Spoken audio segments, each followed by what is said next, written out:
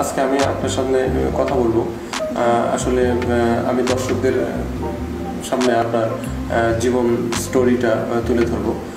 আসলে আপনি এই পতিতালয়ে কিভাবে আসলেন? মানে আপনারা তো পতিতালয়ের লোক, আপনারা পতিতালয়ের জীবন বর্ণনাটা দেন যে একটা পতিতালয়ে কিভাবে থাকেন, মানে কি কারণে আসলেন, মানে এই সম্পর্কে আমাকে একটু বর্ণনা দেন। আমি গ্রামের মেয়ে। আমাদের গ্রামের এক পাড়া প্রতিবেশী, সে আমাকে আমার পরিবারের অবস্থা খুবই খারাপ সে দেখলো। সে অনেক দিন ধরে আমাকে ফলো করতেছিল, আমার পিছনে ছিল, আমার বাড়ি ঘর চিনে আসলো। একদিন হঠাৎ করে আমার বাবা মায়ের কাছে গিয়ে সে বলতেছে, এত কষ্ট করতেছেন কেন শুধু শুধু? আপনার মেয়ে তো দেখতে শুনতে ভালোই, কিছু টাকা পয়সা যদি খরচ করে ওকে বাইরে পাঠান কিংবা শহরে গার্মেন্টসে কাজ করান, তাহলে তো আপনাদের সংসারে কোনো অভাব থাকে না, কষ্ট থাকে না। প্রথমত বাবা মা রাজি হলো না, বললো যে আমরা তো এমনিতেই খুব কষ্টের মধ্যে আছি, এত টাকা কোথায় পাঠাবো, কোথা থেকে পাবো যে বিদেশে পাঠাবো মেয়েকে। পরে সে বলল টাকা লাগবে না, হ্যাঁ আপনাদের যেহেতু অবস্থা ভালো না, আপনাদের টাকা লাগবে না, ওকে আমার সাথে পাঠান শহরে, আমি ওকে ভালো কোনো চাকরি দিব, ওর তো হ্যাঁ ওকে ফিল্মে, হ্যাঁ ওকে ভালো কোনো কাজে লাগিয়ে দিব, তখন আপনাদের সংসারে কোনো অভাব থাকবে না, অনাটা থাকবে না। পরে আমিও চিন্তা ভাবনা করলাম, যেহেতু বাবা মা এত কষ্ট করতেছে, সংসারের এই পরিস্থিতি, কী করবো গ্রামে থেকে।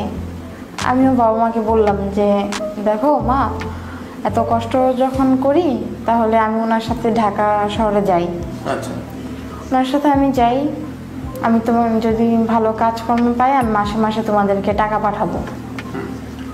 পরে হঠাৎ একদিন উনি আসলো, পরে বললো যে চলো। পরে বললাম যে কোথায়? পরে বললো যে তোমাকে ঢাকা নিয়ে যাব, ভালো কাজের সম্বন্ধে কথা বলছি, সেখানে তোমাকে নিয়ে যাব। পরে আমি রাজি হলাম, পরে আমি গেলাম তার সাথে শহরে। সে শহরে আমাকে এক জায়গায় রেখে গেল, সেখানে অনেক লোকজন, হাজার ছেলে মেয়ে আসছে, অনেক মেয়েরা ছেলেরা আসতেছে। আমি সেখানে দেখে তাকে আমি বললাম যে এটা কোথায়? সে বললো যে এটা একটা জায়গা, এখানে তোমার কাজ আছে। পরে আমি চিন্তা করতেছি যে এত লোকজন, এটা কি কোনো গার্মেন্টস অফিস? পরে বললো যে সেরকমই মনে করতে পারো। পরে এক মহিলা আসলো, ভদ্র মহিলা আর ভদ্র পুরুষ আসলো, আসার পরে তারা বললো যে ভিতরে যাও তুমি। পরে আমি ভিতরে গেলাম, আমি ভাবছি উনি হয়তো আসবে। পরে আমাকে ঘরে নিয়ে রাখলো, রাখার পরে ওই লোকটা ওনার কাছে আমাকে বিক্রি করে দিয়ে চলে গেছে। আমি সেটা বুঝতে পারিনি, সে এক দালাল যে ছিল সেটা আমি বুঝতে পারিনি, আমিও বুঝতে পারিনি, আমার বাবা মাও বুঝতে পারিনি। হঠাৎ একবার সে টাকা পয়সা নিয়ে চলে গেল, যাওয়ার পরে আমি তাদেরকে বারবার জিজ্ঞেস করতেছি সে কোথায়, সে আসেনি। পরে বললো যে না, সে আর আসবে না, সে চলে গেছে।